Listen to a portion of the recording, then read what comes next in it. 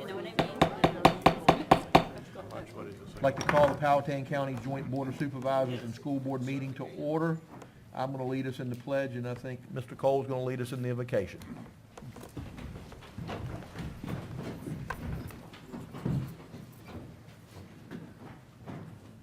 I pledge allegiance to the flag of the United States of America and to the republic for which it stands, one nation, under God, indivisible, with liberty and justice for all.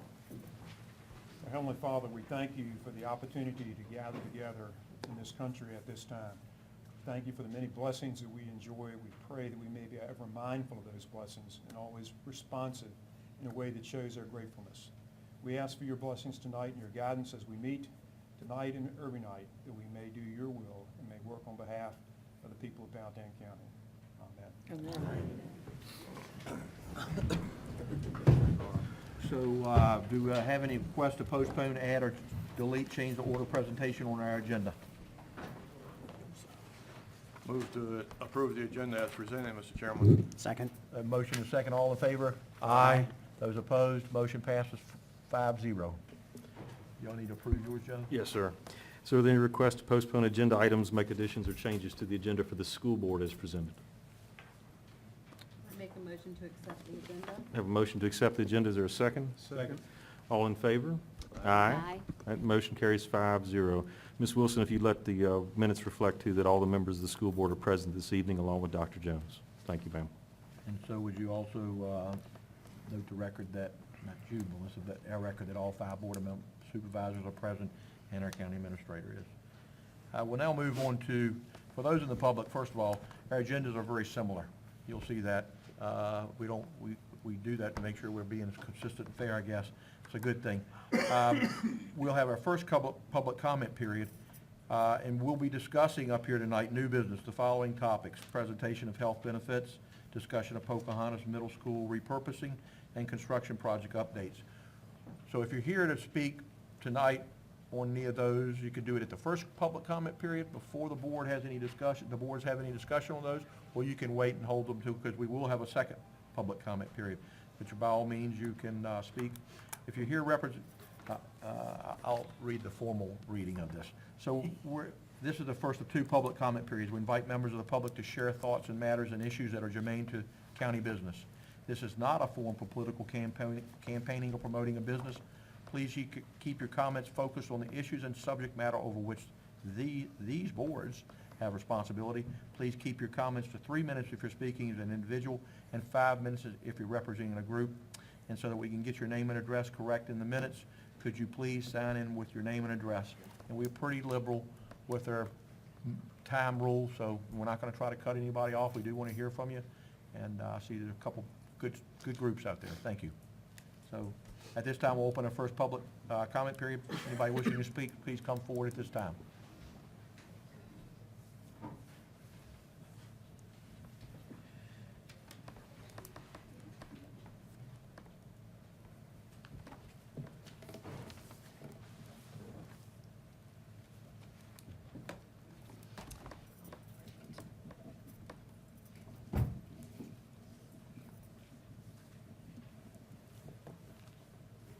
Mr. Melton, Mr. Walton, Mr. Voorhees, Dr. Jones, ladies and gentlemen of the school board and Pull the... the mic in front of you a little closer.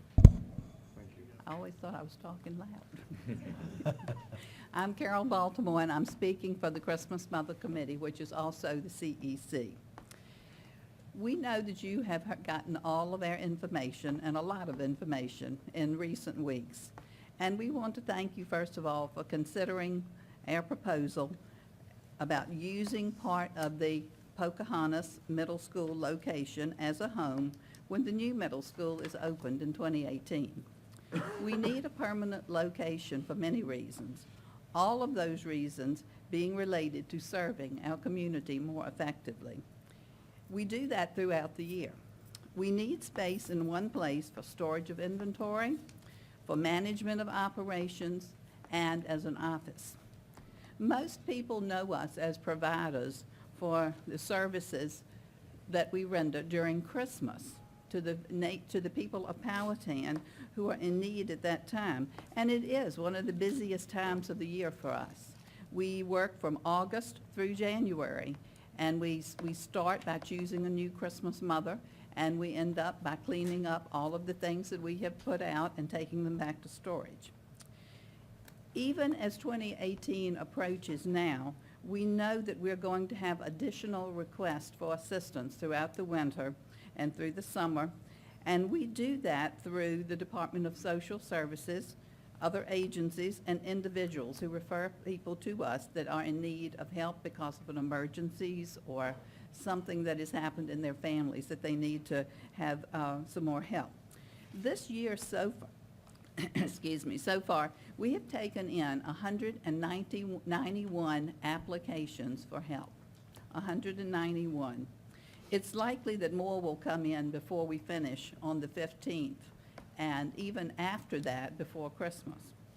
Of those 191, 149, which translates into 78% of those people, are below the 125% federal poverty level in Powhatan.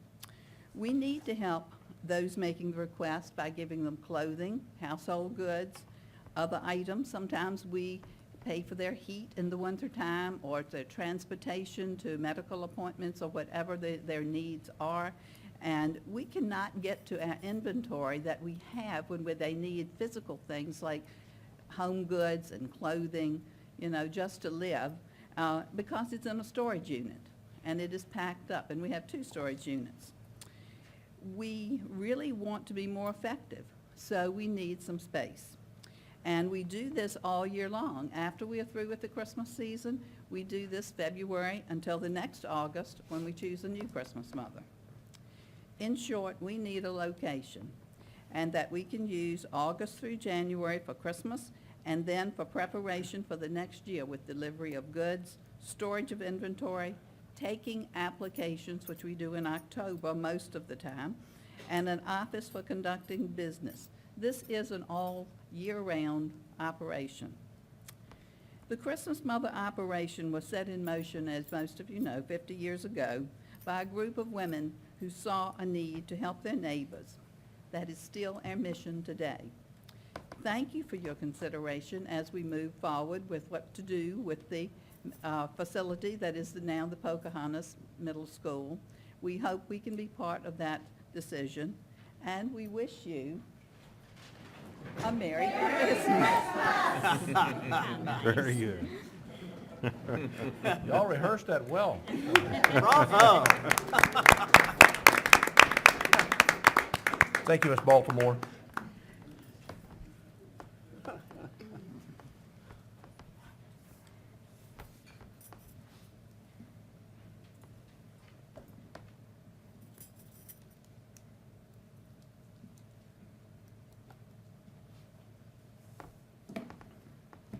Good evening. My name is Teresa Carver, and I don't usually do this stuff, and I know Jim is out of town, but he wants to be heard anyway. So he sent me. I have information he wanted to be passed out to everybody. Can we do that? And I have extras if anybody wants copies.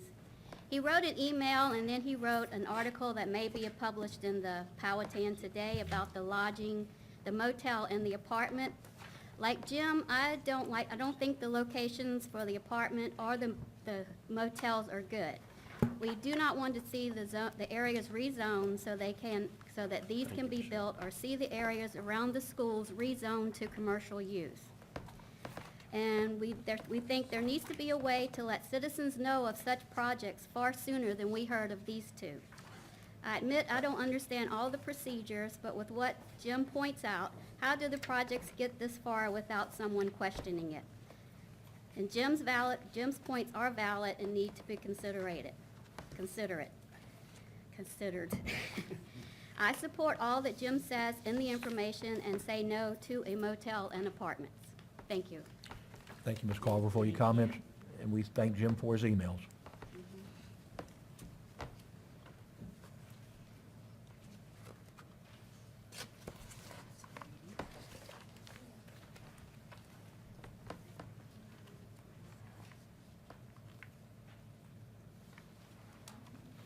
Anyone else wishing to speak, please come forward at this time. Okay.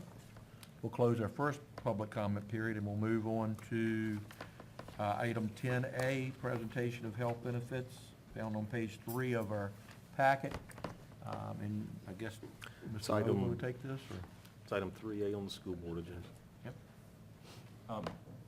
Mr. Chairman, David Rowe was supposed to be here today to help in this presentation, our benefits consultant. He is out sick. He notified Larry Johns this morning that he was not going to be able to make it, so Mr. Johns is going to be pinch hitting for him. And they were going to do the presentation together anyway, but this is a presentation about cost trends that we are seeing and the impact for our renewal of health insurance in 2019, and also some options that have been discussed about ways to control those costs. Good evening, ladies and gentlemen, and thank you for your time this evening. As you all know, David Rowe is the health insurance benefits consultant for both school and county.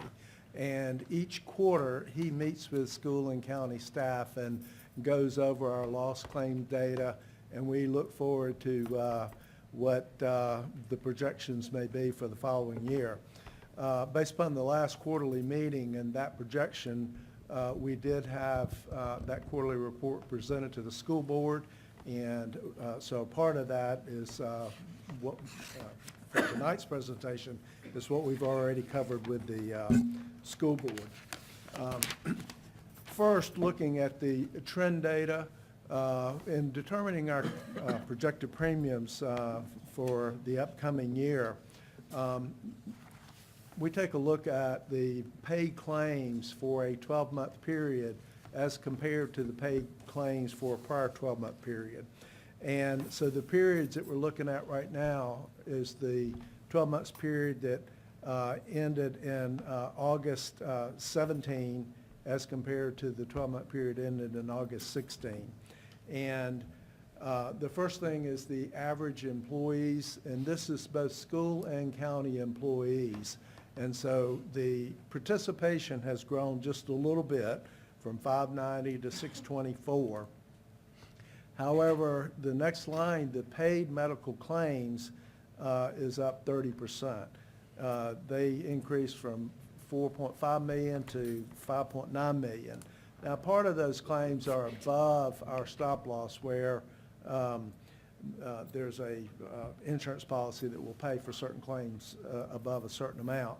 When you adjust the paid medical claims, we're still up 20%, 20.5%. Premiums, the collected premiums are up some. They're up 13% for two reasons. One, because we have more employees participating, and two, because we did have a premium increase during this period. And I want to point out that the paid medical claims on this second line do not include the health and dental cost, as well as pharmacy cost and the reinsurance administrative fees. So it'd be another $2.5 million or so added to the total cost for this 12-month period if you were to add those things. Larry, can we pause Yes, after sir. each page and ask any questions? Yes, sir. So the cost went up 20% after your rebate back, loss claim, stop loss. Right. Did your number of claimants go up? Yes, it has. So the number of claimants went up, not just an increase in the cost of medical care. Yes.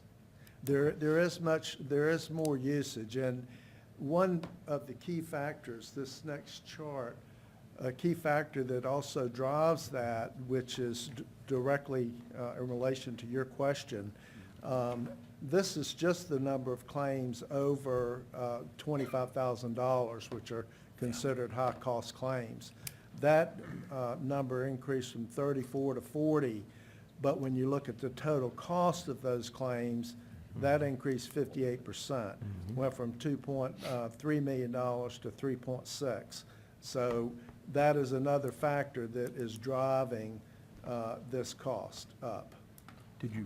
Were you able to do any data as a result of an aging population of your employees, or just can you tell? I didn't look at it in that depth, and the age is not a factor that is presented to us on a quarterly basis. It's basically the claims that were paid. I mean, the detailed report gives the type of claims and all that kind of stuff, and for these high-cost claims shows you what they cost, and what, if they haven't been fully paid, what they're projected to cost. But we don't have age in the analysis. You probably couldn't look at it anyway. That would be against the law. Right. I just know intuitively, as I gotten older, I think I cost my company a little more than I did when I was in my 30s, so. And I do as well, so I can relate. Mr. Chairman, Mr. Chairman, I do, if we want to start looking as closely as we can, we could look at the increase in the cost of medical procedures over that time, as well as pharmaceuticals, to see if there's any kind of correlation to, we're paying out more. I know you just said we have more claims and more claimants, but if we're paying out more, part of that could be the cost, because it's been skyrocketing, especially pharmaceuticals. So And it we wouldn't need has. to know anybody's information to find that out. Right, and it has. And I don't, in the quarterly reports that the county and school staff get, we don't get names with any of this. So we're just getting paid claims, so we don't know names. But yes, the providers' rates are up. Okay, thank you, Larry. So if we take that trend data and we project ahead to what we're going to look at for the upcoming budget year, July 2018 to June 19, and that is the period that our policy runs as well. It's on a fiscal year basis. Our projected claims are, without the fees, are $6.1 million. When you add in the drug and dental costs, that's another $2 million. The reinsurance charges are $678,000, and administrative fees and other things are $327,000. So you're looking at a projected cost of $9.1 million. If we kept premium rates the same, we're projecting to only be collecting $7.6 million, and so that's what's driving the 20.5% increase. And I want to point out that this is a projected increase, and the actual number could be more, it could be less. What will happen is we will roll forward a quarter for the period ending November 2017, and we will get a renewal quote either late February or early March, telling us exactly what these premiums will be going forward. And so if our claims data for the next quarter is higher this year than it was last year, and we drop off a quarter, it'll be more. If it's less, it will hopefully be less. But right now, 20.5% is a high number, and it's worth us all talking about. Now, some people may ask, why don't we go out to bid and all that kind of stuff? And I just wanted to remind everyone that we are participating with Anthem Local Choice, which is a state-developed plan that was started in 1989. The school board has been on that plan since 1989, and there are 140,000 employees represented in this plan. So there's no way we could take our 500 or 600 employees and go out to bid and compete with 140,000 employees. This chart illustrates the benefit of us being with a group of 140,000 employees. If you look at just the 10-year period of 2008 to 2017, you see the increases and decreases that we've had in premiums over that 10-year period. And that 10-year period average is just 3.5%. And if you talk to anybody that has insurance out in the commercial market, that is great. Of course, the reason we're here tonight is that last column, that projected column of 20.5%, because as you can see from this chart, that is a higher number than we have faced before. So that information was presented to the school board back in October. And if we are going to be looking at a 20.5% increase, the school board's share of that increase would exceed $700,000. That's a big ticket item. So we also, in October, talked with the school board about 3 potential cost control options, and I want to go over those with everyone tonight as well. The school board at that meeting directed that we go out and brief all school division staff on these cost control options and then conduct a survey. We have done that. We completed our briefings on Friday. We have a survey app now, and at this point in time, we've got about 200 people that have participated in the survey.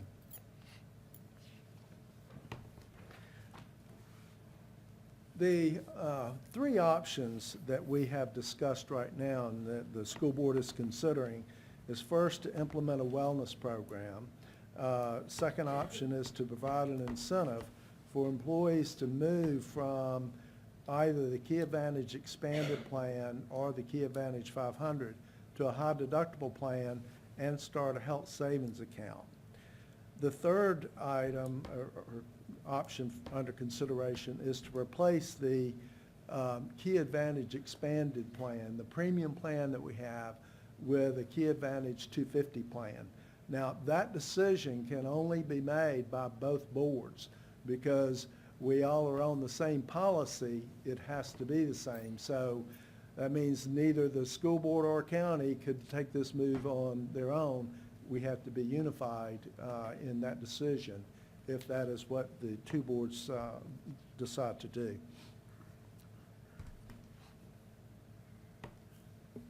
So to go over the options, the first option is a wellness program. And this is just to provide an incentive for employees to live a healthier lifestyle. And what would happen with that is there would be, employees would have to certify, have their doctor complete a form and submit it to us, certifying that they have done their age-appropriate screenings and also certify their tobacco use for both the employee and spouse, if the spouse is covered on our policy. And because of that, we would have a slightly lower rate for the employees that are participating in the wellness program as compared to the employees that are not. A lot of other employers that surround us have a plan such as this. The state has it. And so that's one of the options that we have talked about. Larry, are you going, sorry, Mr. Chairman. Yes. Larry, are you going to get into numbers on this later in your presentation? Yes, sir. Thank you. Yes, sir. The second option is to provide an incentive for employees to move to a high deductible plan and start a health savings account. And so both the employee and the employer would be making deposits into that person's health savings account. We already have a vendor and a health savings account set up. American Fidelity is the vendor that has for years been managing our flex spending 125 plan. And they also, this past year, we started a health savings account. We have a few employees that already have health savings accounts set up, but we're not providing any employer contribution to those. But this is the company that would provide this service for us going forward.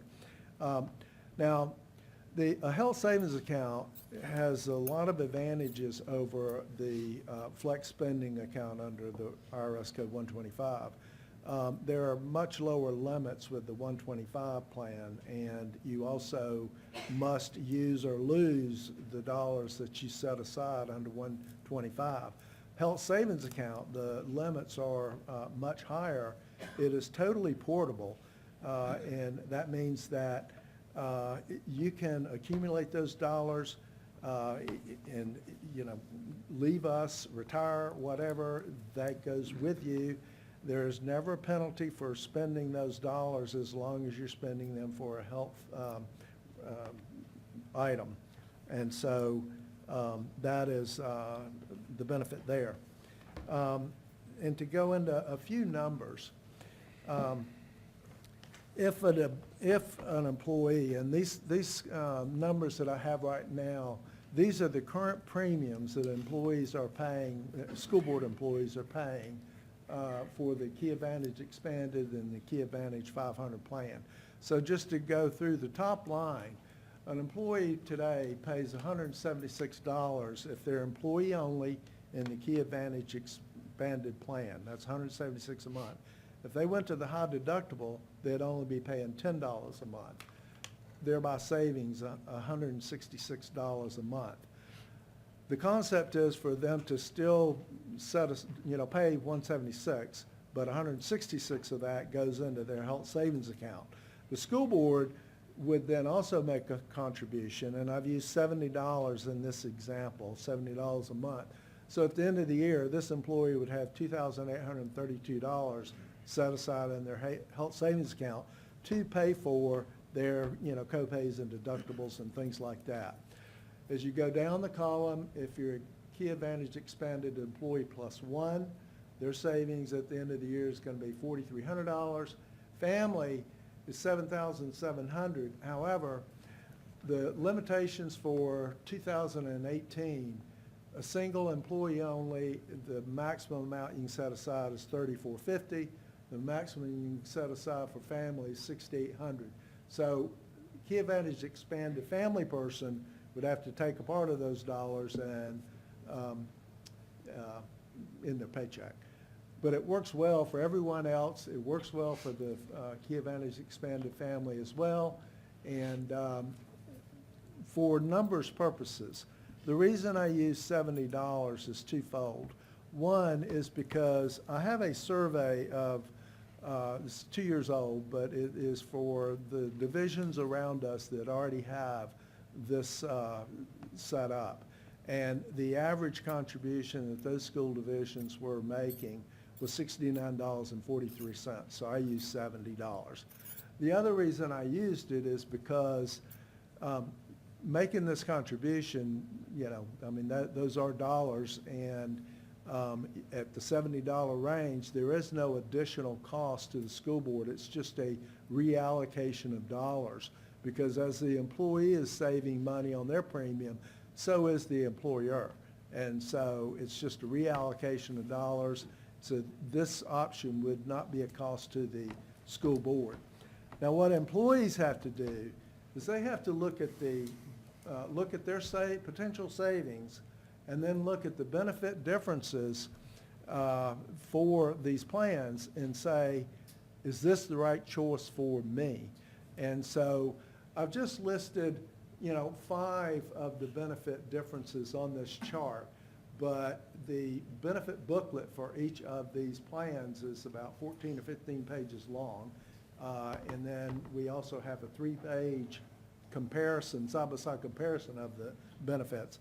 We've got both those up on our website for our staff access for them to go in and actually do the analysis for them. But if you just look, your deductibles go from $100 to $2,800 or $500 to $2,800. You've got to offset, you've got to look at how many times am I going to go to the doctor, and what's that cost difference going to be for me? And so as I've gone around and briefed all of our employees, I've gone over this and explained to them, go back and look at the explanation of benefits that you've gotten for the past year and sit down and do this analysis for yourself. The third option, and this is the option that requires both boards to decide on, is to take the Key Advantage Expanded plan and replace it with a 250. The 250 plan is halfway, but the premium and benefits are halfway between the expanded and the 500. And so as you look at the deductible, it goes from 100 to 250. When you look at the office visits, they're $15 or $20. If you go see a specialist, it's a $10 difference. Inpatient facility deductible is $100 difference. Outpatient's $50 difference.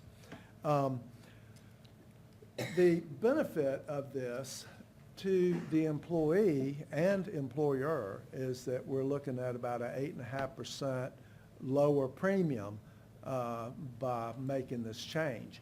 And so if we're talking about a 20.5% increase, if you were to implement this, the employees that stay in this plan and move from expanded to 250 are basically looking at a 12% increase for next year. However, the second column here, the 176, 602, 1,067, those are the actual premiums that a school employee is paying today. The next column reflects the 8.5% difference that they would be paying if we had the 250 plan. And you can see that the employees are saving either 15 a month, 51 a month, or 90 a month. And the last column is just their annual savings. And so for employees to weigh in on the survey to say, is this an option that I would like, they need to look at the 180, the 612, and the 1,080 savings and see how that compares to their increased cost if they were to go to the 250. And I want to point out, these are the savings to the employee. School board's share of the savings, this 8.5% difference, is $146,000. So that's, again, big ticket item for, so this is something we need to think about. This last slide here is just for the employees' benefit to look at, and I just have some samples as to what their cost, increased costs would be for example, the first one, employee goes to the doctor twice a year, paid $5 more in a copay, so that's $10. Goes to a specialist once a year, that's a $10 difference. Goes to an outpatient facility, and that's cost them $50 more. So you take those costs of $70, subtract it from their savings of $180, they still netted $110. Obviously, if employees use their health insurance a whole lot more, if they have more serious issues on a lot of drugs and stuff like that, prescriptions, then they may want to stay with the expanded plan. And so, as I said, we have surveyed our staff, and we have not we've not closed out that survey yet, and so I haven't analyzed it to see what they're looking to do. But we will be doing that over the next budget meetings that we have with the board. And so we wanted to present this information to y'all as well tonight. So any questions? Mr. Tucker, did you have questions? What do you Yeah, think? they're running in my ears. No, not right now. So Larry, So sooner, I'm sorry. Go ahead. So sooner or later, after you've analyzed the questionnaire, and then take a shot at the number who would select each one of these, you're going to come back with 3 sets of numbers for the 2 boards to consider. Is that where you're going? Yes, sir. I do plan to do a presentation at the next school board meeting on the survey results. And obviously, we'll be talking about this each of our budget meetings. So you'll take the number that choose each one of the 3 scenarios from your survey and plug it into a formula to come up with a bottom line number. Because that's what we got to get to sooner or later, right? Mhm. Well, and I really won't know the bottom line number, though, until I get that quote, for what the premiums are really going to be. But I can, for these scenarios, plug in, what the costs are going to be if we're still at 20.5%. Right, right. And so your best guess is going to stay at 20.5%? Don't know. For now, that's the data that I have. And So what I'm getting at is, would you use 20.5% and then do a scenario of 25.5% and a scenario of 15.5% so that we can see the worst case and best case scenario? Well, I know you can't get that yet from the insurance company, but we still need something in their head as a placeholder. all right, well, what I would suggest right now, we use the 20.5. And the reason I say that is that even if worst case, our next quarter data has a higher number than that, David Rowe, the consultant that we both use, has done a wonderful job for us over the years in that each time Anthem comes out with a number, he's been able to bring that down a little bit. So even if it goes up, I'm hoping he's able to negotiate with them and keep it at about 20.5. But I don't know that. I can't. So you're answering my promise question, that. 20.5 is a number we plug in initially, even though it's not an official number. Yes, sir. Thank you, Mr. Chairman. Mr. Chairman, we plan on doing a survey for the county employees. We certainly are. So I have a couple of follow-up questions. So Larry, why, is it not one choice to do? The companies I've worked for in the last several years all have wellness programs for a long time. It was a way to help defer cost. And so, again, I participate in when I go to get my physical, we turn in, actually, we get $100 if we do that for turning our physical, and they don't look at the data to see whether we're healthy or not healthy, they just say you did it. Right, So, right. we give you a little kicker that they Right. encourage us to do that, and we say we don't smoke and all the other stuff that we're not supposed to do. So wouldn't that be something you could do in conjunction with looking at some of the other options that are available? We could do We all can't- three, we could okay. do all three Well, I of would- these. I would think they It's would- not, and the survey's not written to where it's like, pick 1, 2, or 3. Okay. We can do them all three if we choose to. Okay. Well, and then typically on a high deductible plan, and again, that's one of the things my company is proposing to all of its employees. Unfortunately, there is no match from the company, but they're trying to encourage people to move to the high deductible plan. What I think we've heard from our employees is that the deductibles you've got to reach, if you're not prepared to reach in your pocket for it to get to your $4,800 deductible, maybe somebody in a lower income bracket of, where the disposable income is going out for house payment, car payments, it's tougher to be able to have that out-of-pocket money until you build your health saving account up. You don't have those monies available to you. FSAs, you at least can Correct. anticipate a little while I'll get it up front and I'll keep contributing. So that's a challenge with an HSA, I think, is it's really, makes you nervous if you're somebody who doesn't have a decent amount of disposable income available to you to cover the expenses until you reach the deductible. And of course, you have all maximums, and God forbid anybody has a catastrophic health issue that can devastate you, and hopefully you reach your maximums and then everything's covered as close to 100%, but it never covers everything. So HSAs to me are good options for, but Some employees. some employees. Mr. Chairman? Yes. Just to comment on that, there's been some, low-level chat about how if there were a way to fund a little bit of a nest egg with that kind of a structure, that might alleviate some employees'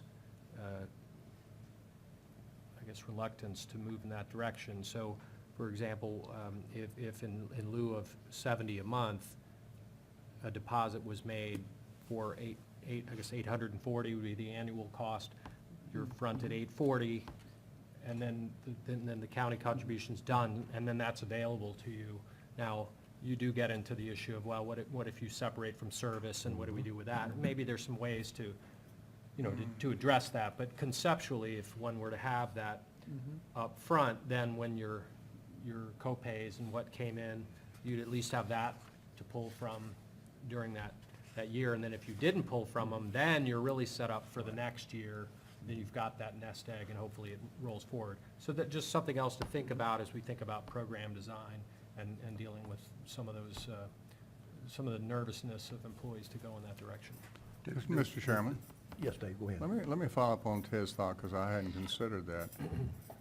But if we put in for example, on the county side, the total contribution right at the beginning of the year for somebody, and then we're done, then they have a medical emergency, and then they go in and they use all of that, as you said, the second month. And then the third month, they leave us. How would we get that back? Yeah, I think that's a place where we can't, and I don't have a great answer to that. So there's some risk in doing that, and the question is, can you structure it so that risk is sufficiently low enough that the benefit is net positive, and you would hope that you wouldn't have very many cases of that. I wouldn't want any. Understandable, understandable.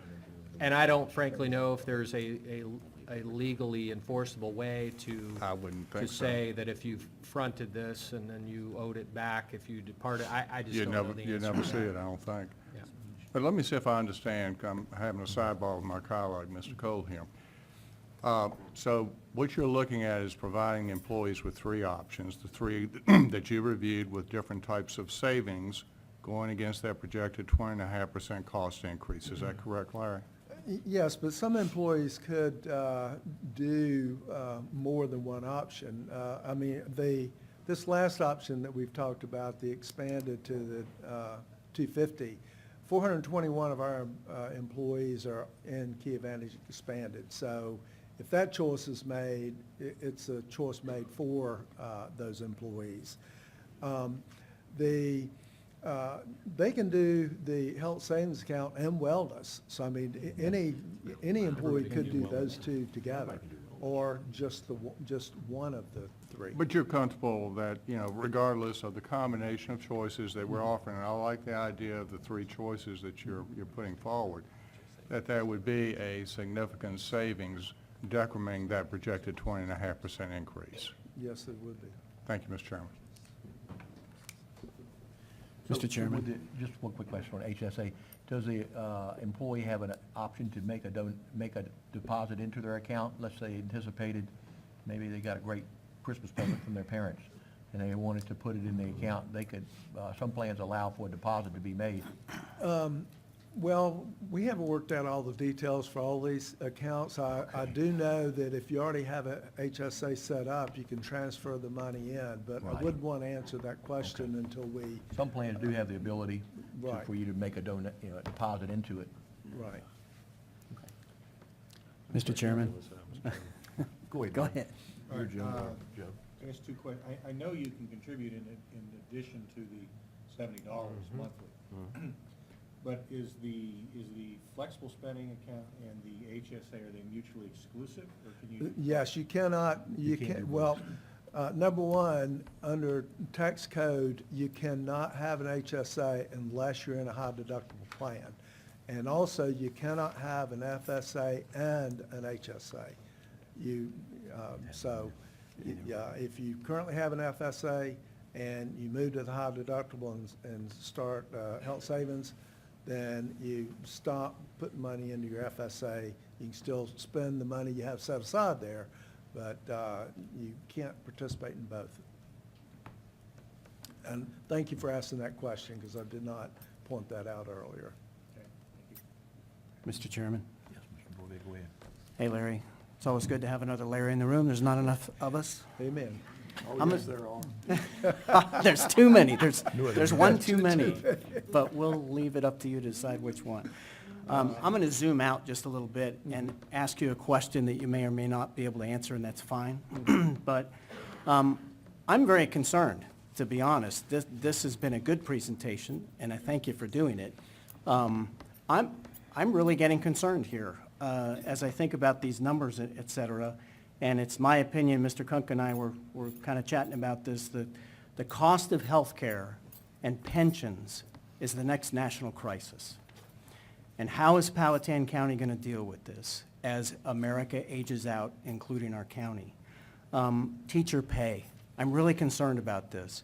I was a high school teacher for a few years, and I've held the paychecks in my hand and watched them melt through my fingers all too quickly.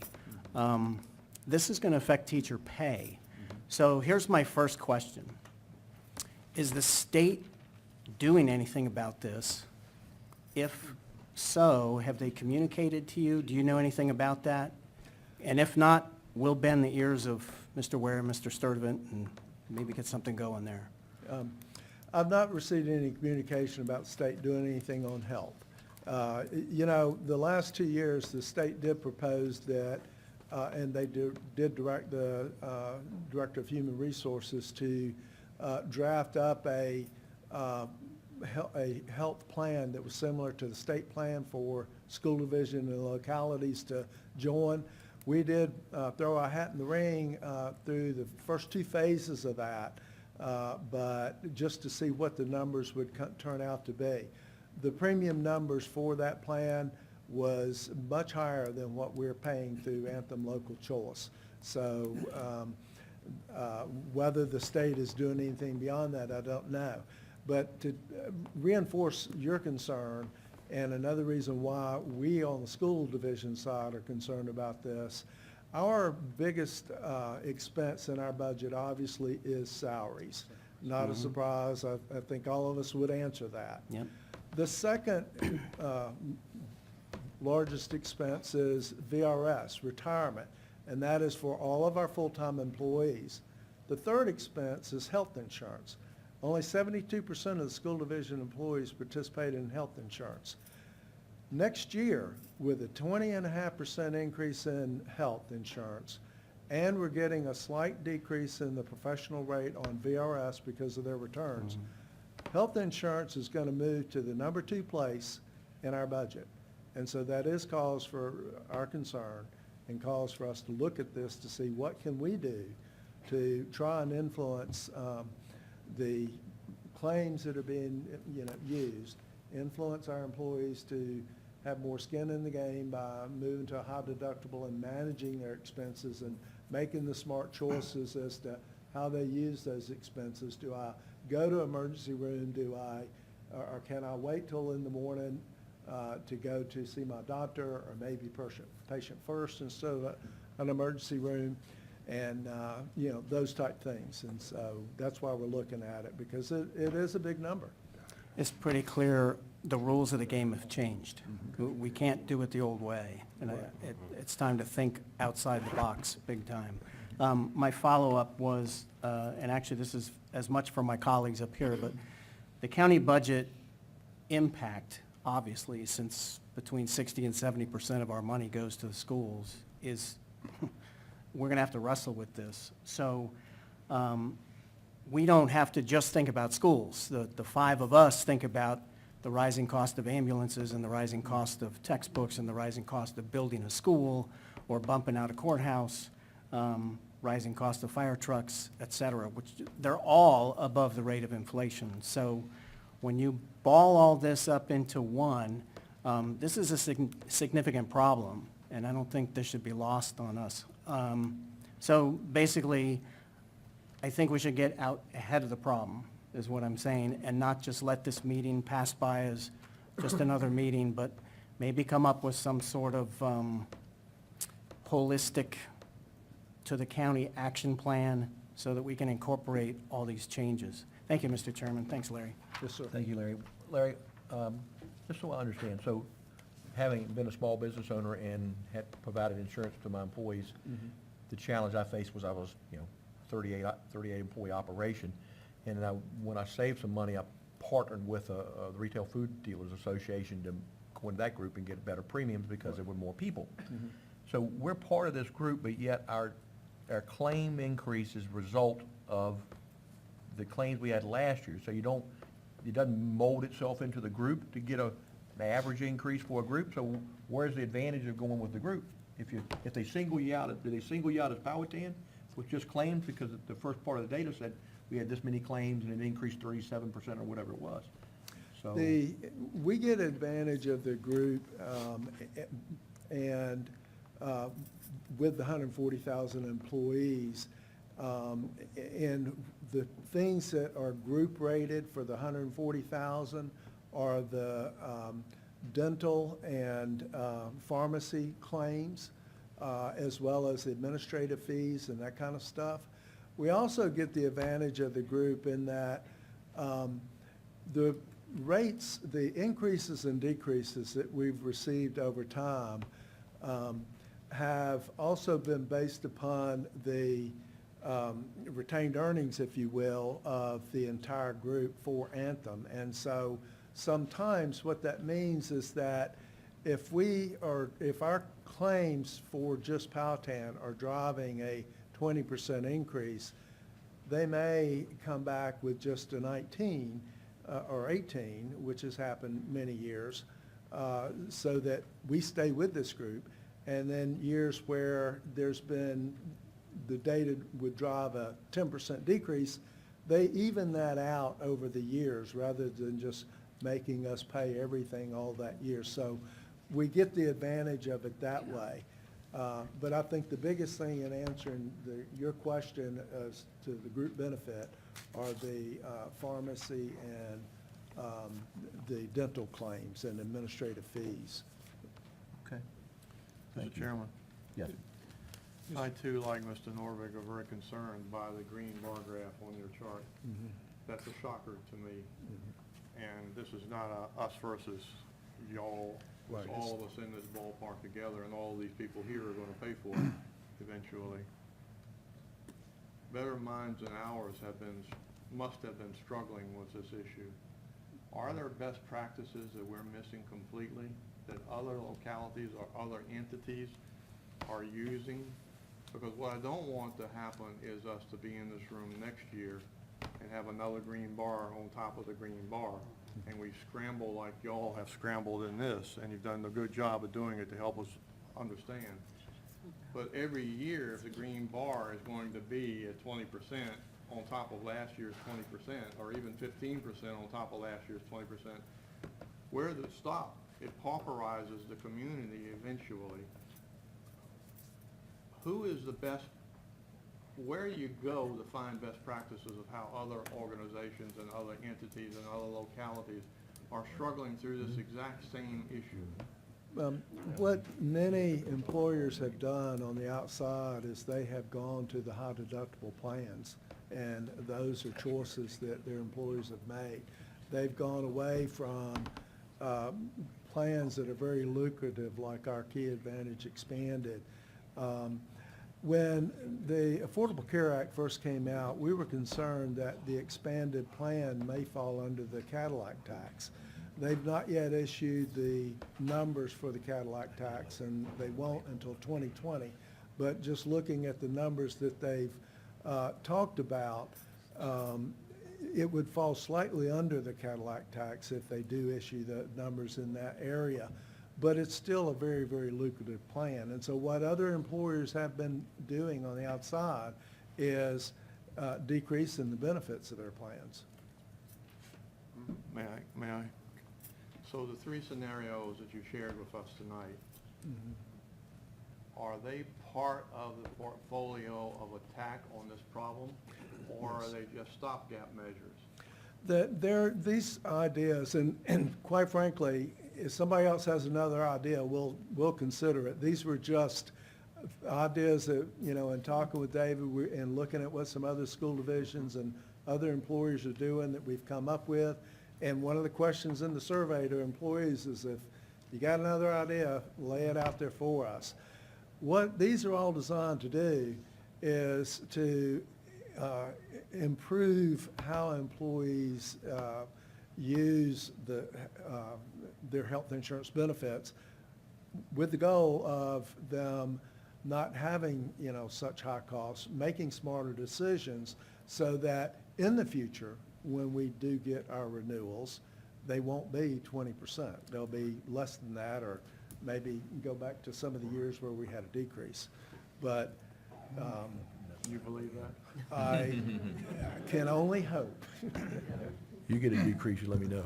I want to make sure that everybody understands this is not an attack.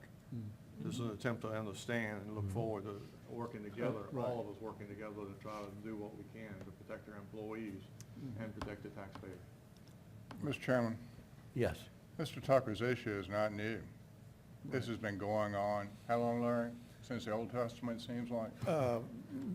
Whenever they started insurance, I don't know how long, when that was, but. But I'd like to answer Mr. Tucker's question, which you can do, is you can go up to Washington and demand that they fix it, finally. This has gone on for years now, years, and we still don't have the fix. Larry, correct me if I'm wrong, Anthem's pulled out of some states, haven't they? They have, in some states, they haven't pulled out coverage for employers or groups. What they did is for employees that have to go to market under the Affordable Care Act, With the they exchanges. pulled out, providing that coverage. So, Mr. Tucker, I think we're at the bottom of the ladder in a situation where it's being passed down to us, and I think what I'm hearing Larry saying is that they went out there and they looked, they polled other entities like ourselves to come up with solutions to be able to pare back the cost, and these options that they're bringing forward is what their investigative results show, that these are our best options for reducing costs. Is that correct, Larry? Right, there are other divisions around us that have these benefits. And I've also, over the, last 5 or 6 years, talked to our neighbors, like Chesterfield and Richmond City, that they do bid their insurance. And I'm telling you, when we've sat here and we've, looked at, a 3.5% increase, and I've talked to them when they've faced many years of double-digit increases, we're a whole lot better off. But again, now we're facing a potential 20% increase, and so. Mr. Chairman? Yes. One last one, and I'll make it pretty quick, Larry. Powhatan County is pretty good at being proactive. I like a lot of things, the way we manage money. And right now, I'm thinking about, we have a capital maintenance reserve fund in this county, so that when we have a need to build a school, or, the HVAC goes out or something like that, we have a reserve fund, and that money can deflect the cost of surprises, that kind of thing. We also have the line item now in the budget for the school board, that if the schools don't use all of their money, it sits there with an earmark on it so that they know they have a reserve. And I think that was a great idea as well. And I'm going to ask the question, you may not know, but something for us to think about. Is there a possibility, is it legal to have a kind of a reserve fund dedicated for healthcare, that if we have some large jump, Powhatan kind of takes care of itself. The state's still not providing high-speed broadband internet, so we went out and did it ourselves. A lot of localities are still waiting. Is it legal to have an account set up that would draw interest that we could use for fluctuations in healthcare and not have to put it on the backs of the teachers, et cetera? It Thanks. is legal for the Board of Supervisors to designate a reserve fund for any issue, to include health insurance. As far as earning interest on, that account, I mean, you earn interest on your account all the time anyway, so I don't see any problems with that. There is, when you talk about a long-term plan, there are some localities and school divisions in the state of Virginia that have gone to a self-insurance model, and they have set aside a lot of money in order to pay, claims, and they will have some insurance, an insurance policy for catastrophic claims, but otherwise they manage the claims with that pool or fund that they have set up. And the savings that you're getting out of that are your administrative fees. And so we've not looked at that option, and I would need help in doing that to determine, how much cash would you have to get started on something like that, because I would imagine that would be significant. Thank you. But you say that, sorry, Mr. Chairman, but you say that the savings would just be in the administrative, you're talking about $346,000 Right, per year. right. And that would be the sum total of the savings with such a program? I think so. I mean, like I said, I would need some other experts to, help us analyze this and to say, is it good for Powhatan or not? But at this point in time, because of how much money you'd have to have set aside, I don't see it as I think the cost a incurred short-term at solution the size we for us. are would probably not, if we were a larger jurisdiction, you Right. might could say, well, the cost is the cost, but I don't think this size. Anyway, go ahead, Jim. I'm going to try to phrase this carefully. The goal of this is to encourage, and use the word encourage people to go to a high deductible plan, to modify the way they use the healthcare system, and that is what results in the savings. For myself, about 3-4 years ago, that decision was made for myself and all the employees. That's the only plan that's offered. It's a high deductible plan. I've dealt with it for the past 3-4 years. What I would like to know, and I think we have enough data to determine this, if you take our top 5 or so individuals or families that we don't want to know names, but we do know dollars in types of procedures that were used in a given year.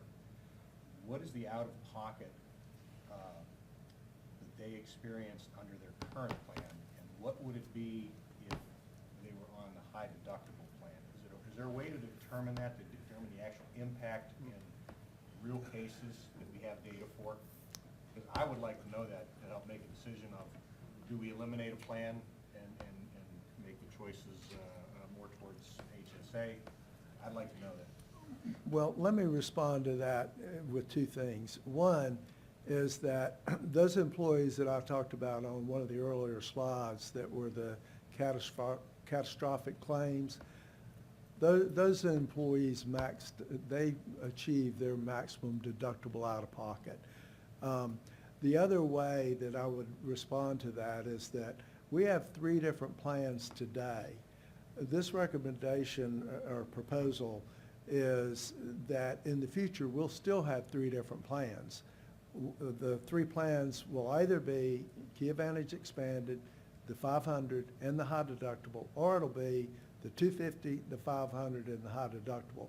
There are employees we have employees that there is no way they should go to a high deductible plan because of the claims they have. They need to stay in one of the other plans, either the expanded or 250 and the 500. And so as long as we don't eliminate those 2 plans, those employees that are big users that need the coverage should stay in one of those other plans. Thank you. Yes, sir. Mr. Chairman, if I could, the school board felt the impact of this presentation at the end of October. And it is a very sobering presentation as we talk about a potential for a 20% rate increase. So appreciate the information that you've put together and shared with both of the boards this evening.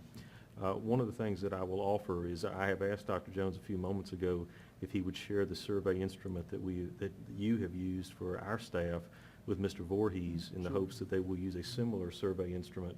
I think that will help both of these boards together as we talk about looking at the data to keep it as close, the responses as close as possible to the same types of questions. Because I think that there is a tremendous amount of value in asking the staff, the people who are most directly impacted by what we're talking about in a personal way, as far as the type of insurance that they will have and the deductibles and other things for their input and comment. So, and I certainly echo the comments of the other board members that we are talking about a very, very significant issue here. Thank you, Mr. Chairman. Mr. Chairman. Yes. Go ahead. Just a couple of comments here, and like Mr. Walters has said, we've seen this now for about a month, and I think it's very concerning and to a point heartbreaking to me to think that some of our employees are going to bear this increase in health insurance cost. But at the same time, I am concerned about the 28% of our school employees that don't use our health insurance at all. And this is going to impact all employees regardless of whether they take insurance or not. And we have to keep that in mind as we move forward. And, you know, on the other side of this, we have to keep in mind also that right across the little grassy area here next to us tonight, the free clinic of Powhatan is open tonight, because there are lots of people in this community who cannot afford any insurance at all. Yep. And so, you know, we are grappling with a serious issue, but we do need to keep it in perspective that, you know, we're very, very lucky that we're providing insurance at all. And we're very, very, you know, and yes, it's expensive, but just keep that perspective in mind, you know, as you walk out the door tonight, or, you know, if we leave early enough, there'll still be people parked over there who are looking to get medical services because that's the only place they can go. Thank you, Mr. Cole. Any other comments? Okay. Larry, thank you for your presentation. Yes, sir. And glad the gentleman stayed home. If he's sick, we sure don't want to be using insurance. All right. We'll now move on to 10B, discussion on Pocahontas Middle School repurposing, found on page 18. And I'm on, Yeah, Mr. Mr. Tibbs? Tibbs is gonna come up and lead this presentation. This is a result of what both boards asked us at the last joint meeting to come back with some numbers and a more concrete plan. So we've been working with county staff to get that information, and Mr. Tibbs is going to walk us through where we are currently in terms of what we're proposing. Good evening, ladies and gentlemen.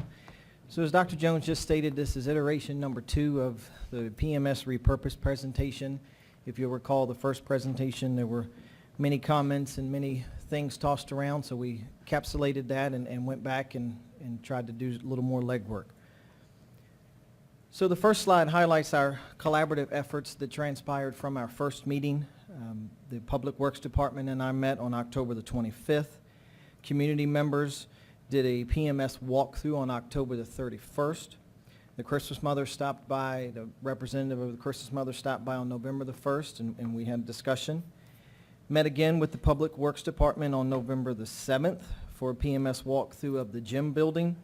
And then we also did a central office walkthrough of our central office facility right down the hill here.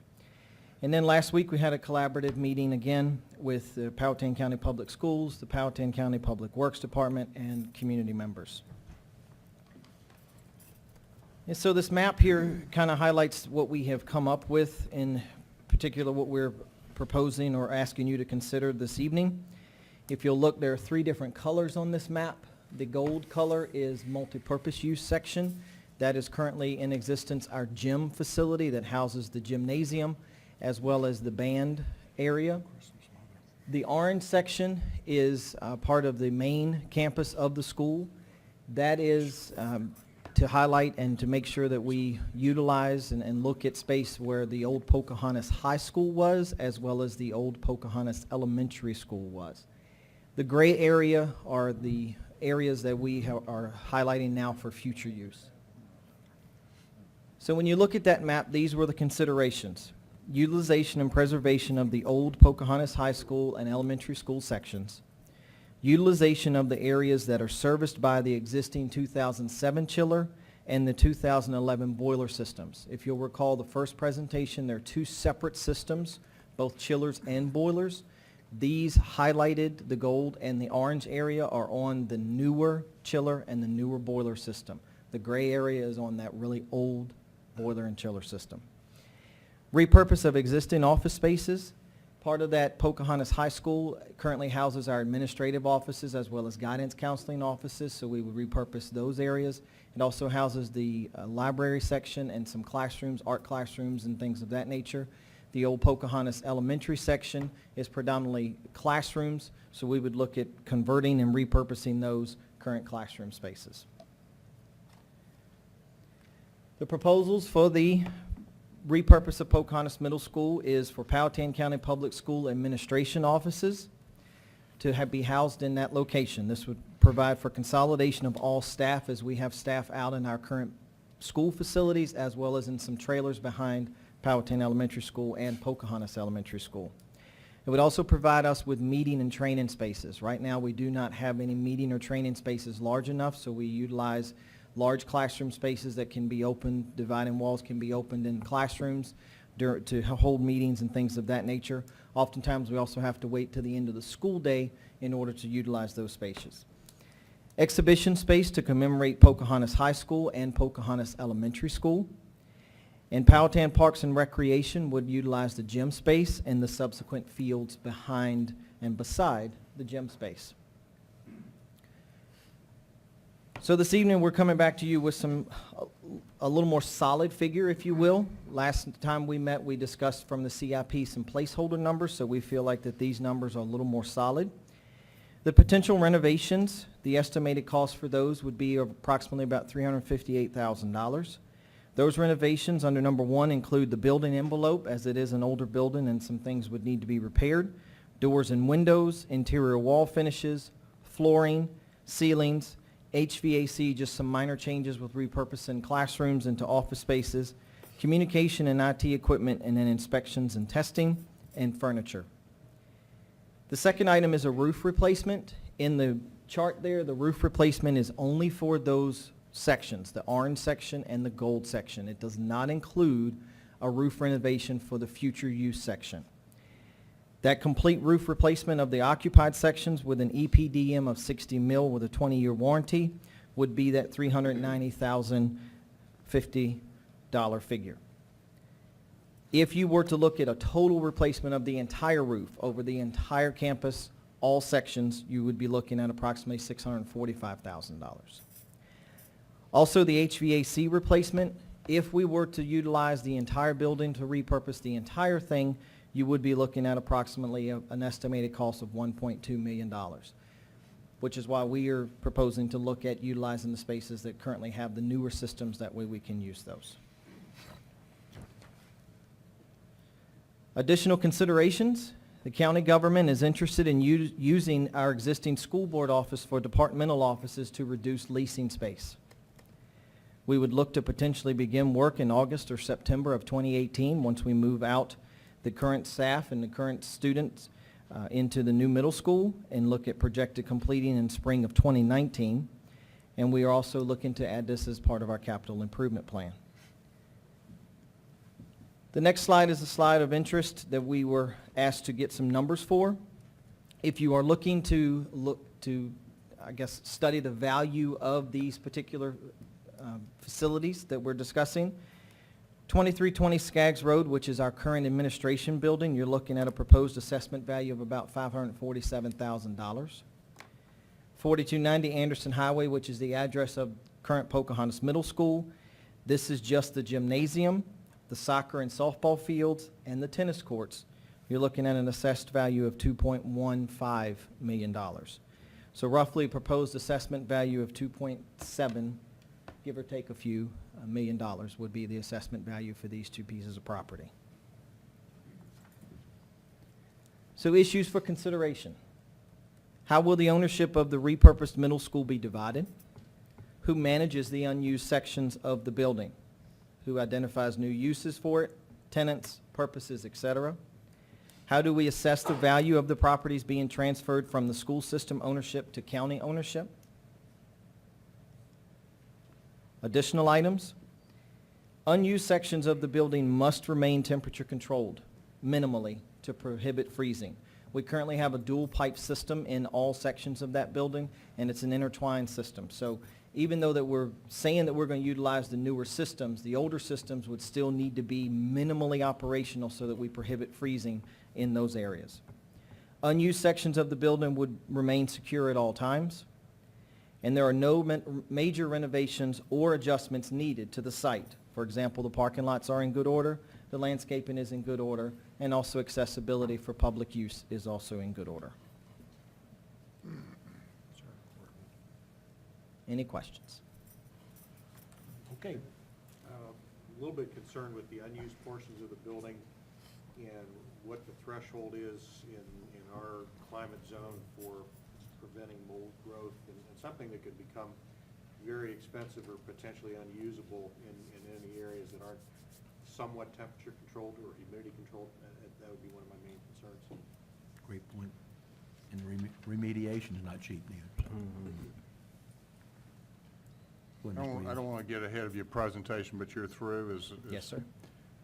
One of the things we've talked about now for a number of meetings, going back to when Pat Wilder was here, we talked about a master plan for all the different buildings here in the county. What were we going to do with them? If we move, for example, the school over to the middle school, what do we do with that building? So the systemic process of moving the pieces around and being able to prioritize, things like, do we want to get out of spaces where we're paying rent?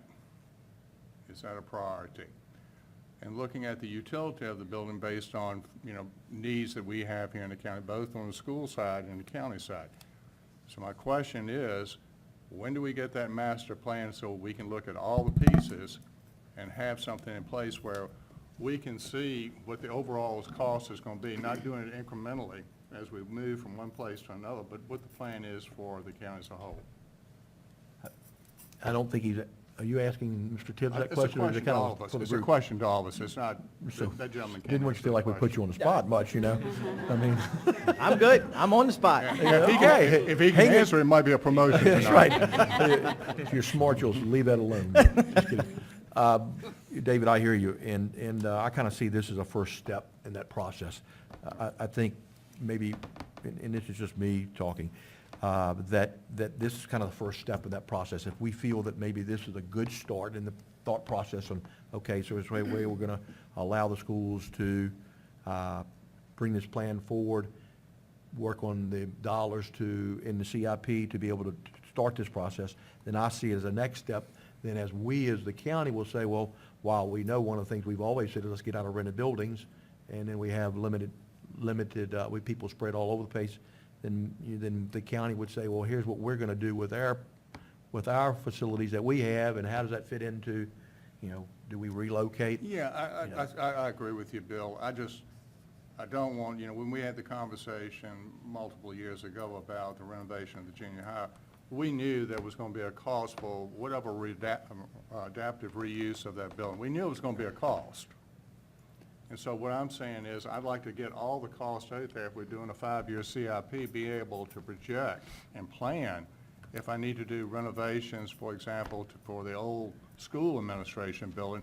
I'd like to be able to factor that in our 5-year CIP and plan for it and make sure I have capacity available when the time comes. I agree, and I think that's some of the things that we need to decide. Is it relocation of facilities? Is it relocation of E911 in 10 years from now? What is it, and what does it cost to do those buildings? And are we going to use any of the school at all for county offices, or are we going to allow it to be used for yeah, that's why I'm saying, I'd like to groups go or ahead whatever? And have that joint planning, with the schools and us to be able to identify, what our space needs and to be able to look at those space needs against, what we will have available with the middle school. And if I may, I'll ask just one more question. Going back to Jim's question about, keeping and having temperature control in the unused sections of those buildings. What's the cost of that? And do we have some idea going forward that we're going to use those sections? And if we don't, what's the cost of maintaining them temperature control or whatever versus tearing them down? I mean, if you've done the architectural review and done the assessment, is it really feasible to keep this? If it's not feasible, then we need to know it and move on. David's asking a series of questions to which he does not expect an answer tonight. Thank you. It's true. It's true. So, Mr. Chairman? go ahead, I I'm think sorry. one of the things that could answer or help answer the question is if we could somehow try to determine if there's going to be any commercial interest in renting space in this building, in either the areas that we don't find uses for or the areas going into the future use portion of the building. There's a lot of empty rooms. Maybe there's some commercial tenants out there that could use it as office space or storage space, help pay the bills. Well, Mr. Chairman, I'm really pleased with the work that has been done, first of all, by the schools and the county of a first initial plan. I think that's great. We're making progress. So now with the second part B to have Mr. Tibbs find out how much we would need to replace the boiler and the heater and for the other section that you're talking about. Now, the reason we moved out of that was because it was too expensive, I thought, okay, on the school side. And then the other thing that concerns me is if commercial, we were going to have to be careful about what businesses we're going to allow there because there's an elementary school very close to that building. So we'd have to watch that. Would that be a next step solution? So I see it, I kind of feel like that the schools have said to us, here's what we want to do. Here's what this is what we want to do. They've given us some numbers they're all not etched in stone, but they're starting place for numbers. So schools have said, we want to use this to relocate our administration offices, get rid of the trailers, all those things, and they put the figures together. Incorporating that it would also capture one of the goals to make sure we kept the older part of the school to capture the history. I think that was important to myself and many of us sitting at this table. So that's all part of your plan. So they've kind of done. So I see we've made that first step. The second step for us would be, okay, so if we're okay with that plan, then what happens with, to Mr. Williams' point, what happens with the rest? How do we want to repurpose it? Are we going to support the Christmas Mother and allow them to have part of that? Or do we move county offices there, or do we move them to the administration office? To Mr. Williams' point, how much does it cost to renovate this or that? So I see we've gotten from the schools exactly what y'all said, we're willing to do. I also see that we need to understand the long-term needs, as Mr. Williams said, of where we are today. We have rented offices, and I can tell you, this board's been all about, making sure we're not wasting money by putting, rented offices when we'd have facilities available. So, that's one of the goals that we started with, so, is the administration office. So I see we've kind of got step one from the schools. Mr. Tibbs, did this capture any of the train savings that was presented? That was presented, I think, at our last joint meetings. There was some savings based upon the train proposal? Train is still working on numbers at this point. We have not received anything from them. They've met with myself and toured our facilities. I know they met with Mark with the Public Works, and they've toured the county facilities. They are still working to try and get something to us in December. Okay, so my question would be, would the facility, the study they're doing for the current facility that's up there, Yes. are they gonna do it in one big fell swoop to say the entire portion, or just what y'all are interested in? I requested they do the entire portion. Okay, is it possible to break it out into two if possible? I'm sure I can ask them to, yes. Because you got several aging systems. When we were up there and we walked around, they actually were scratching their heads going, why do you have two systems here when they're so close together? You can probably tie them in together and have one system.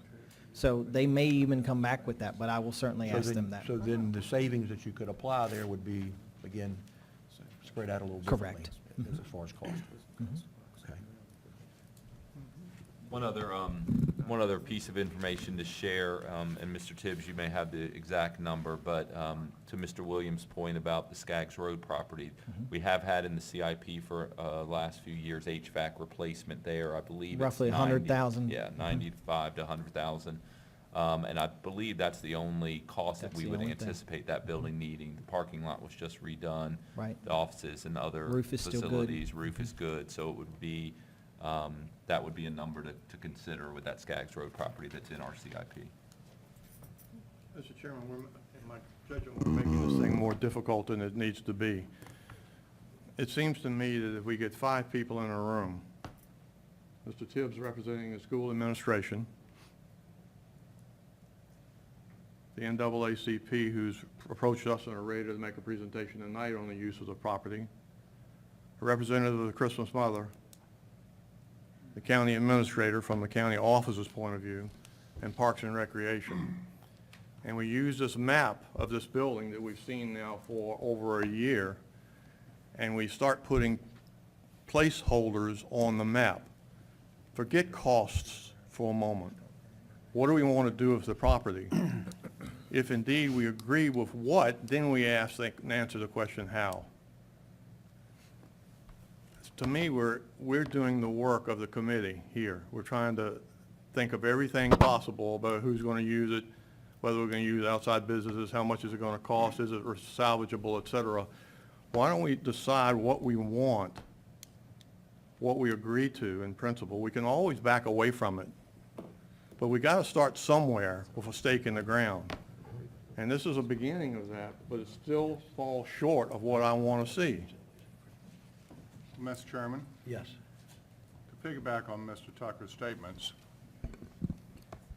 I thought we were doing that. I thought we were moving in a direction where we had directed staff, the schools, the county to move forward. Schools have come forward with their recommendations.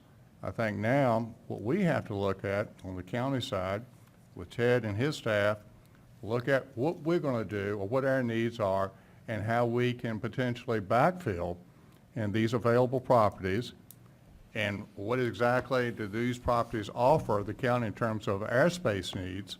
Again, prioritizing things based on what our needs are, the utility, whether or not it's rental space, et cetera. We can do that. And I'm confident Ted and the staff, Ramona, they can continue to bring that forward. Mr. Chairman, Go ahead, Larry. I'm going to add, ditto for both of them. I was on the middle school committee, Mr. Tucker was on it, Mrs. Emil was on it, Rick was on it. It seems like forever ago that we were looking at the same diagram, and it wasn't color-coded yet, but it's been a long time. I feel like we're moving way too slowly. I'm not looking at you when I say that, Jason. I just think, in total, this is taking too much time. We've had a lot of advance notice that this school was going to be repurposed, and I think it's time to kick it into high gear. Thank you for bringing the school plan and numbers so we can react to that and add it into our thinking. I think on the county side, for whatever reason, we need to put the numbers together, like Mr. Williams has been saying. We need to get the big picture, all the pieces of the jigsaw puzzle, and then we need to make some doggone decisions on who goes where. And I think we ought to put a timeline to that, and I think it ought to be accelerated. I don't really want to have this conversation many more time, maybe one more little final review or something, but if we need to resurrect a portion of that middle school committee or whatever to just generate some action, and I'm willing to meet every week. But, you know, I'd rather be audited by the IRS again than have these Christmas mothers throwing snowballs at my house on the 25th of December. So, you know, You haven't heard about global warming, have you? yeah. Snow on Friday. Spraying water on my house the 25th of December. No, I really, there's some groups out there that want to know what the heck we're going to do. And I think we owe it to the citizens. They're the boss, not us. And I don't think we're being very good public servants dragging our feet on this. So I would suggest that we work up a plan on the county side with a timeline to make some decisions about where the school goes. And no, I'm not grandstanding. I really, really feel badly that we haven't solved this problem already. I'm right there with Mr. Tucker. Okay, so The- here, the pig- here's. May I piggyback on Mr. Norvick's? Go ahead. Just a sentence. Even if the Christmas mother gets an answer no, at least you'll have an answer and you can go on with your life. Even if the NAACP gets an answer no, the NAACP can go about what it needs to be done. We owe it to folks to help them get on with their life, including those of us who sit up here and do our budgeting process. So, I hear you, and I hear you, Mr. Norvig. I agree with you. However, it'd be hard for the county to determine what use they wanted for the school until the schools kind of shared with us what their uses. So I see we have step one on the process. So the second step is for the county to say, just ask Ted. Ted says he and Ramona can put their plan together and have it to us January 31st at the latest. I think the committee has done what the NAACP asked, and that was to make sure they were recognized. We haven't seen their presentation, but make sure that history is preserved in that school, and I am in support of that and will always be in support of that. And so that is part of what Mr. Tibbs and the school is committed to. I expected it to take place. So really, to me, the only other entity that has approached us in very passionate, very detailed fashion is the Christmas mother, saying, hey, we'd like to find a spot. And I'm committed also that we'll figure that out as this county. We figured out a lot of things over the years. We will figure it out that's best for the majority of the citizens. And I have some thoughts on some locations that maybe work better than the school. But I don't want to say those until my staff has done their work. And, but I think we've got the step started. The schools have told us. Second's the county. County can come back and say, okay, so based upon their anticipated growth, for lack of a better word, if we want to use that term, I hate to say growth, needs in the future, here's what we think we would need. And we know that in 10 years, roughly, that we may need another E911 center. We just found that out when we just upgraded the courthouse. At 10-year life on that, maybe 15, but somewhere in that time cycle. So, Ted, I guess if you're okay, I think we would expect something back in the next 60 days, less than 60 days, January 31st. I think we'll be able to meet that goal. Everybody okay with that? So less than 60 days, we'll have a recommendation from the county.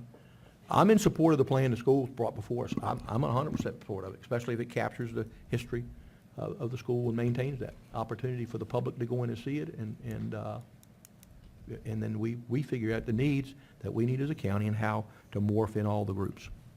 So, Yeah.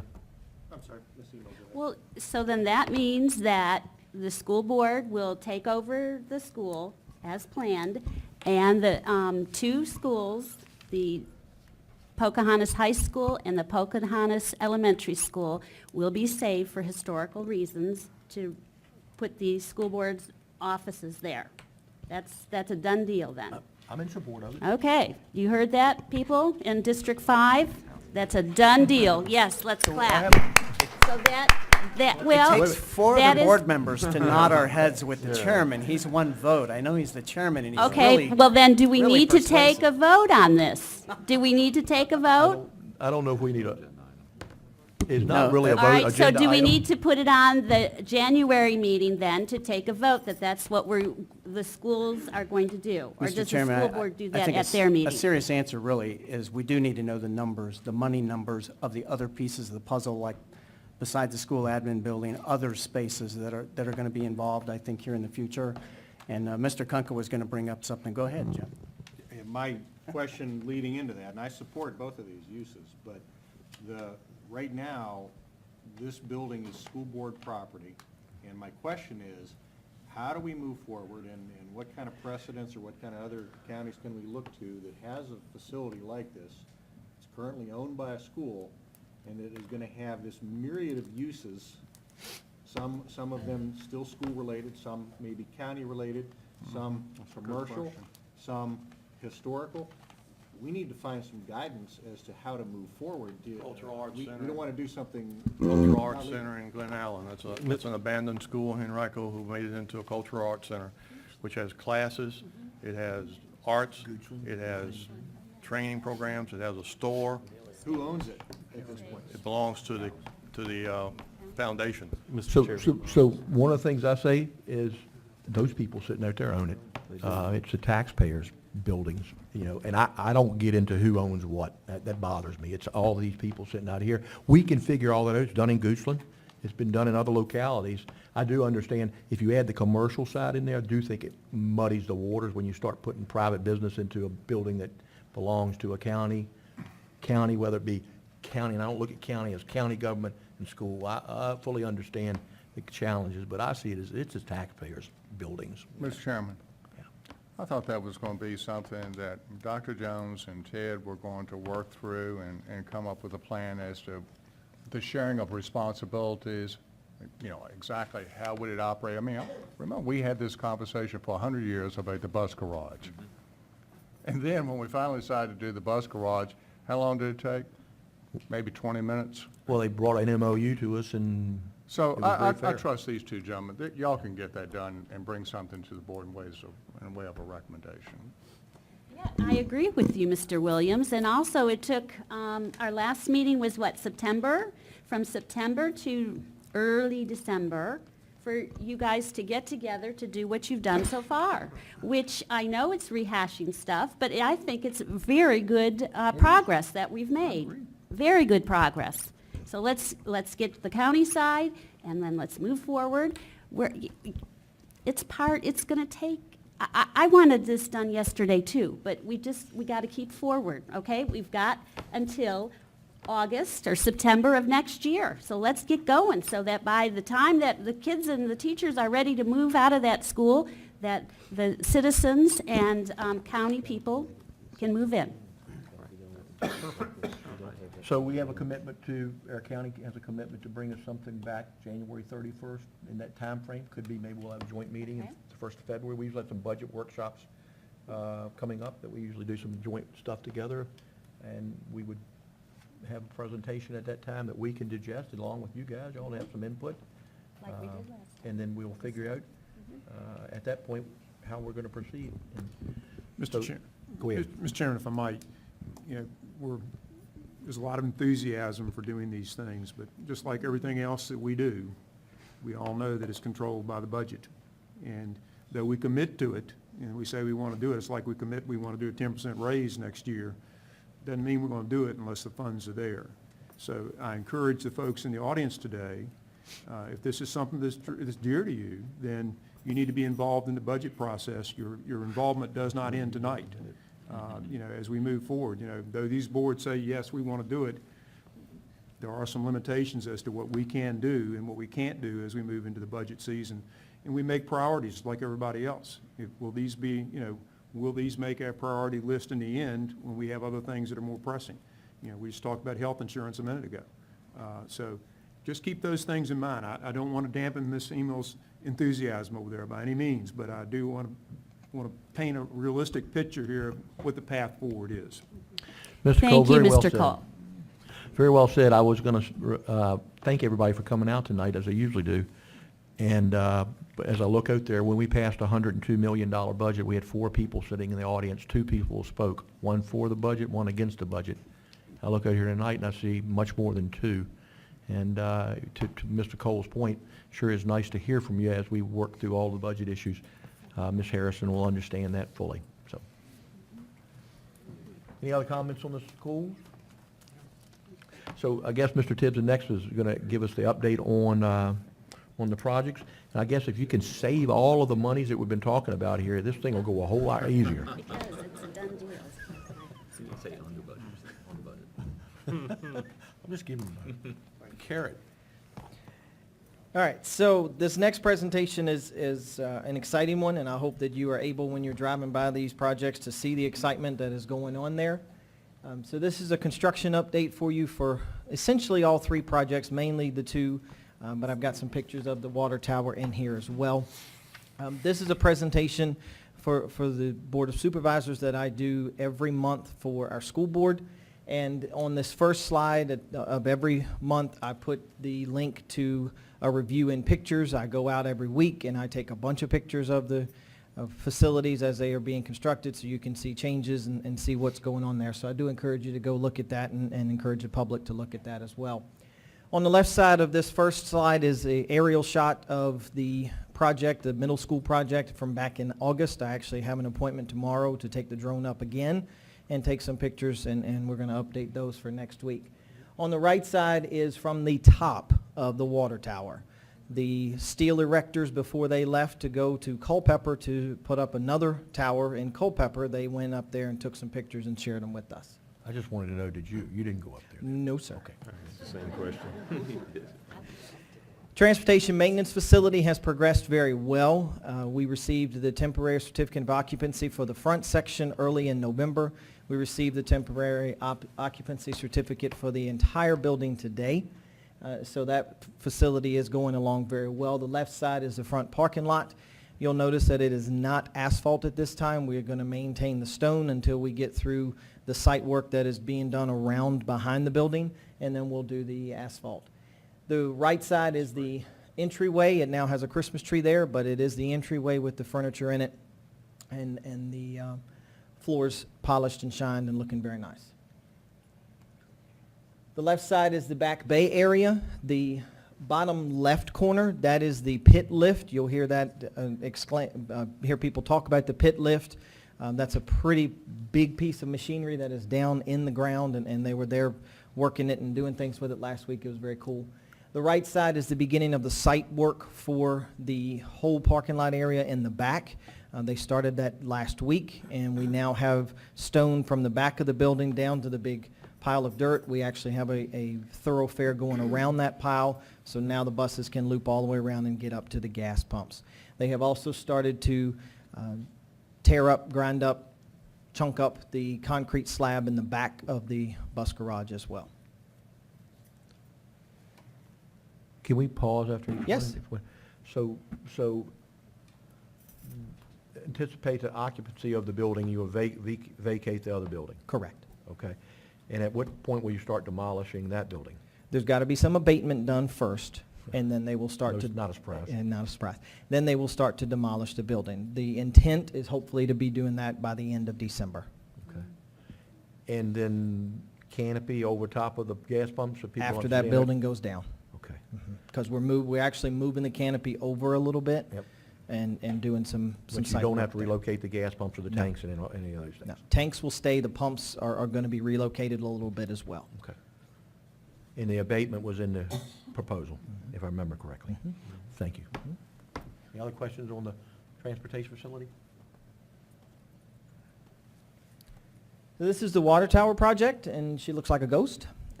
This is actually the skirting or the tarp that you will see up when they are painting. They have been working for the past several weeks now to get the outriggers out there weld in place all of the arms and things like that that they've got to have for the outriggers, and so last week they pulled it up for the first time. They shared with us that there are several factors that have to be critical in order for them to begin painting, barometric pressures and temperatures and dew points and the whole 9 yards. So he shared with us that once he gets the outriggers and gets all that situated, he is probably going to go away for a little while and then come back once we get through the winter, but at least it'll all be in place. He said once he gets to going on it, we will be able to see some dramatic changes there. We did go into the bottom of it. He invited us to come into the bottom of it, and it's a pretty cool thing if you ever want to go by there, and he'll talk your head off, but you're more than welcome to go see him. Some more pictures of the water tower. Left, of course, is when they were doing the golf ball, as we call it, and then the right is another picture from the top of it. So Powhatan Middle School is progressing exceptionally well. If you drive down Route 13 headed towards the courthouse from that end of the county, you'll be able to see a lot of windows going in, a lot of external brick veneers and things of that nature. They are now starting to make their way around the front of the building. So the left side is a picture of the outside of the band area with the brick, different color brick, and the windows in. That is the ramp that is going to be going up to the band area that they're working on there. The right side is the gym area. They were in there painting and doing some undercoating in there last week. This is also a picture of the performing arts area as well as the cafetorium, if you will. The left side is the band room. You can see that there's sheetrock up, and we're starting to really look like we got some walls there. The middle section is the is the stage area coming off of the cafetorium and the cafeteria. And then the right side is just standing back looking into the cafeteria area. This is in the C section, as we're calling the C section. This is the middle section. The left picture is the second set of stairs, the set of stairs that will be facing Route 13, and as you go up, the students will be able to see out across the parking lot and out across the field by the Moose Lodge over to Route 60 and those trees. The middle picture is the middle, and the right picture are the inner pictures of the courtyard. The primary focus of the general contractor right now is to get that courtyard finished so that he can get out of there, or they all can get out of there prior to the winter, so that we can button that down and not have to have a lot of Better hurry, traffic. I think it's getting cold next week. I know, it's getting cold. As long as we don't have rain, we're good, or snow. Snow on Friday and Saturday. No, shh. Continuing down, this is the left side. This is part of the brickwork and part of the block work in the media center area that's finishing up there. The right side is the front office area. I'll go back to school. On this slide, the left side, that we're getting into the heart of it now with the mechanicals. This is the boiler room, and the boilers are in place, as well as a fire suppression system piping. The right side are the external chillers, 2 chillers, and the compressor, actually, the generator has been set in place. And that's all. On schedule and under budget, right? On schedule and under budget. Perfect. Well, within budget, I'll say that. Next. So so I'm just curious, I bought a few bricks in the fundraiser that was Yes. done. So can you tell me where my bricks are going to be? I cannot, not at this point. Come on, man. I will find out for you, though. Just curious. They will be visible, Mr. Melton, I'll Okay. guarantee you that. We're actually looking at a couple different options for that in all seriousness, because I know it is a community issue. One would be in the courtyard itself, but also there's a wall right there by the gym, which is the most public wall that we're looking at, possibility of some brickwork there also. But not the men's room, Billy. I was just so happy when Mr. Cole told me my son graduated, so I thought about like a whole bunch of bricks to put in that building anyway. Some still may have his name on it. And James, thank you for the update on the projects. It is exciting to me as you drive along the corridor there and you see the things taking place, and they were the right things to do for the long-term success of this community, and it's exciting to see them come to completion, and it'd be nice to see the bus garage get open and that building that just seems to outlived itself by 50 years go away, so thank you for your updates. The one picture that is not in there is Area F, and that is, for the boards to know, Area F is a concession stand that you all paid for to add to that project. So that is Thank God. almost ready to have the roof put on. behind the building. Fantastic. Any other questions on the projects? Do we have the dates set yet, Dr. Jones, for the opening? Opening The of... garage? Oh, the garage. We're still waiting we just got the permit today, so we have to move all the equipment over, the staff over. I know, but you said in spring. Do we have a date yet? Oh, no, we don't have a date yet. Mr. Voorhees and I have talked about doing a grand opening of the transportation facility once the weather gets a little better and we've finished the paving that's going to be done and knocked down of the other buildings. So we'll definitely do a dedication is what we talked about at some point in the spring. So we'll get that date out. Maybe by our next joint meeting? Possibly. Okay, thank you. Question?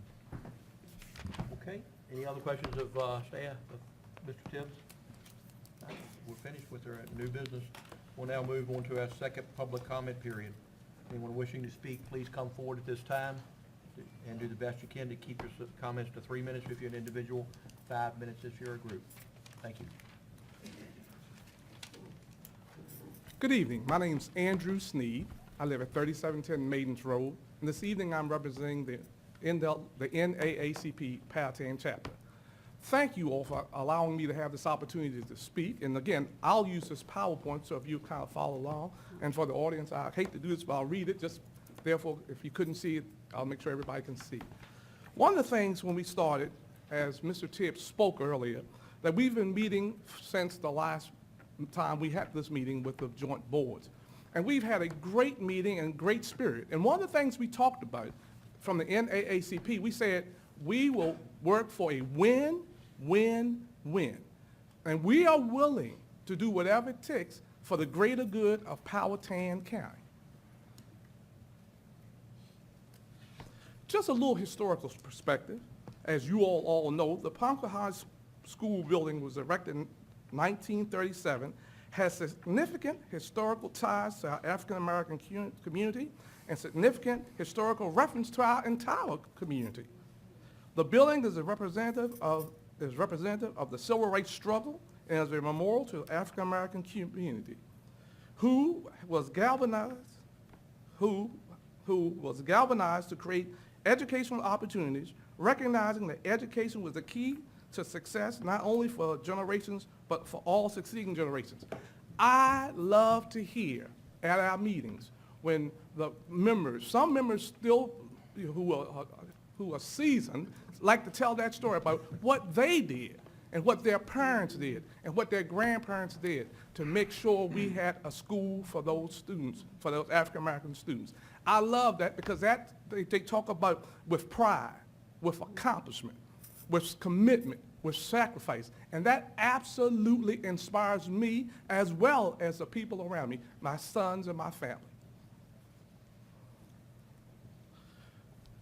Mr. Tibbs told you what we've pretty much tentatively agreed upon. In the main office, a historical marker adjacent to the main office detailing the founding of the Ponca High School from the county school for African Americans prior to integration. And I'll just show you a little picture. Right there, we'll have a marker, and that marker will be there forever. So when people come into that school board building, they'll be able to recognize with pride how that building, the origins of that building. Mr. Tibbs again showed you the gym building. And in the gym building, down that foyer, a historical gallery in the foyer, a shared space with parks and recs in the gym building featuring photographs of Ponca High School's rich history. In the band room, this dedicated space will be an extension of the historical display. This space can be used to house artifacts and documents that currently have no permanent home.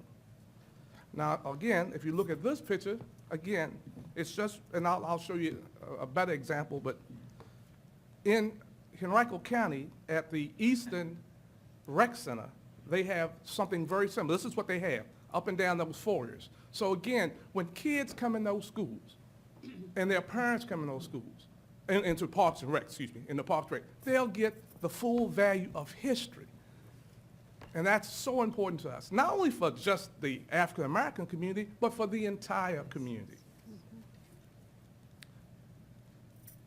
Again, in that band room, we'll use that and set it up for artifact and other things that we can use. But again, this shared space is what we're looking forward to using.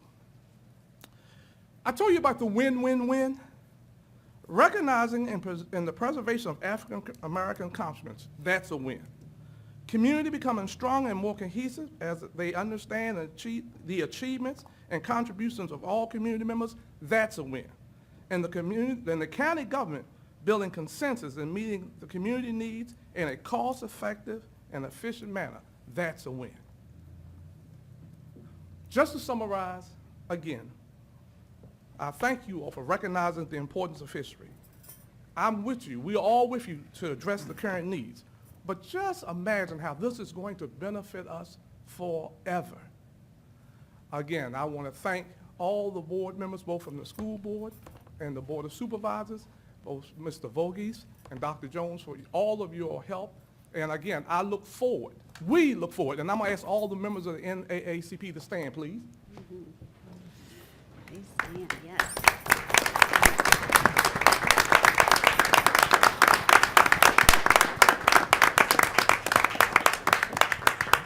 So we look forward to working and doing whatever we have to do to get this dream completed. Thank you very much. Thank you, Mr. Sneed, for your Thank you. presentation.